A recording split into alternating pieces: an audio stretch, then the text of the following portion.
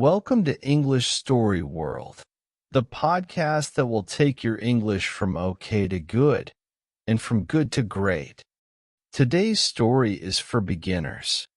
The name of the story is The King's New Clothes. Okay, so listen and enjoy. The King's New Clothes. Once, there was a king who worried a lot about how he looked.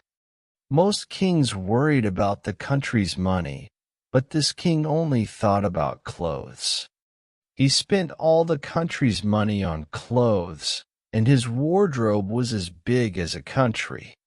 He only went to the theater when he had a new outfit and wanted people to see it.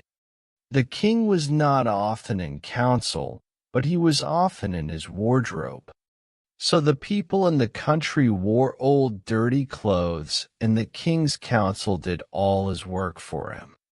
Actually, this was quite good. The council understood the job better than the king. Things went well, until one dark day. A pair of brothers came to the castle, saying that they were famous weavers, but they were lying. But when the king heard that there were weavers in the castle, he wanted to see them. "My dear king," said the first brother, "we have traveled through your country, and we have heard lots of stories about your amazing outfits." "You have," said the king. He was happy that everyone knew about his outfits. "How wonderful!" "We have an idea," said the second brother. "We want to weave you a beautiful outfit, and then the whole world will know about you." "The whole world," said the king. "Isn't that a wonderful idea?" He looked at his council, but they did not look so happy. "If the other kings and queens hear that I have such an outfit, they will think we are rich, and they will not make war with us. And it won't just be beautiful," said the first brother. "The clothes will be magic. Only people who are clever and good at their job will be able to see them." The king thought this was brilliant. His outfit would make him famous, and he would also know if his council were good at their jobs and who was clever. "We must start immediately," said the king. "What do you need to weave this wonderful outfit?" So the lying brothers asked for 2 bags of gold and a room to work in. There, they put 2 big machines and pretended to start working. They put the gold in their own bags, and they did not put anything in the machines. They moved their hands in the air and worked the machines. It made lots of noise, but of course, the machines were empty. They were only pretending.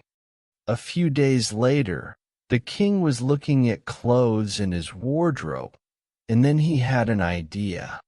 He could send his council to go and see how the weaver's work was going. That way, he would know if his council were good at their jobs. He sent the oldest man in the council to go and talk to the weavers. The councilman thought he would easily see the outfit, but when he walked in, he saw 2 empty machines and the weavers working. "My God," he thought, "does this mean I am stupid? Then I must not be good at my job." "Councilman," said the brothers, stopping their work, "thank you for coming to see our work. Come closer, so you can see the clothes better." The councilman pretended to look at the outfit. "Tell us, do you like how it looks? And what do you think of the colors?" They spoke for a long time about the clothes, used many long words, and asked what the councilman thought. He said, "Yes, yes," and told them that the outfit was beautiful. He did not want them to think he was lying, so he asked for the names of the colors so that he could tell the king. "Oh, and before you go," said the brothers, "could we have more gold? We have used most of it already." So the councilman gave the message to the king And the king gave more gold to the lying brothers, which they put in their own bags. The king was happy with the oldest councilman, so a few days later he sent the youngest councilman. This man also thought he would be able to see the clothes, and when he walked in and saw the empty machines, he began to worry. If I tell the king I cannot see the clothes, he will kill me, he thought. So he looked at the machines for a long time and spoke loudly about how beautiful the clothes were and how he wanted to tell the whole city about it. The weavers asked him lots of questions and said that they wanted to make sure it was perfect, and then asked the councilman for more gold. The councilman told the news about the magic clothes to the city, and everyone started talking about it. They all wanted to see the outfit so that they could know who was stupid or bad at their job. Finally, the king decided that he could wait to send his councilmen to the weavers because he wanted to see the clothes himself. He went to their room with his council, and of course they only saw the empty machines, but nobody said anything in front of the king. The king was very surprised that he could not see the clothes. Does this mean that I am a bad king? He thought. But how can that be? I have been a good king all my life. But maybe. My council has always done most of the work. And isn't that the job of a king? The people look at how wonderfully perfect I am, and then the king chooses a strong council who does all the work. I must not speak of this, or people will think I am a bad king. So the king said that the clothes looked wonderful, and that he would give the weavers as much gold as they needed. The council laughed and talked about the beautiful colors. If you listened to the council, you would think the clothes were black, white, red, green, yellow, orange, blue, purple, and gold. Yes, yes, you have done an excellent job, said the king. So I think we must hold a parade. There, we will show everyone the new outfit, and afterwards you will be knighted. The lying brothers' mouths fell open. We will be knighted? How amazing! Our king is too kind. The night before the parade, the weavers did not sleep. They worked all night on their machines. Then they took the clothes out, cut them with scissors, and so on. Of course, they were really just pretending, cutting the air with scissors. In the morning, the lying brothers came to the king and showed him each piece of the outfit. Here are your new trousers, my king, they said, and they helped the king put on his trousers.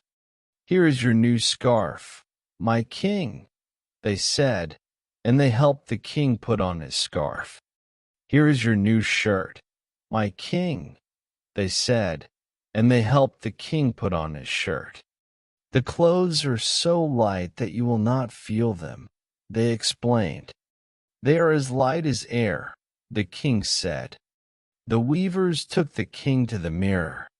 He stood there completely naked, but the weavers pretended to look at the outfit, talking about how good he looked. The parade began, and all the people of the city came to see the king's new clothes. Of course, there was really nothing to see, but nobody wanted to say anything, because then people would think they were stupid. So everyone talked about how wonderful the king looked. Finally, a young girl saw the king, and she could not understand what everyone was talking about. But he's naked, she said.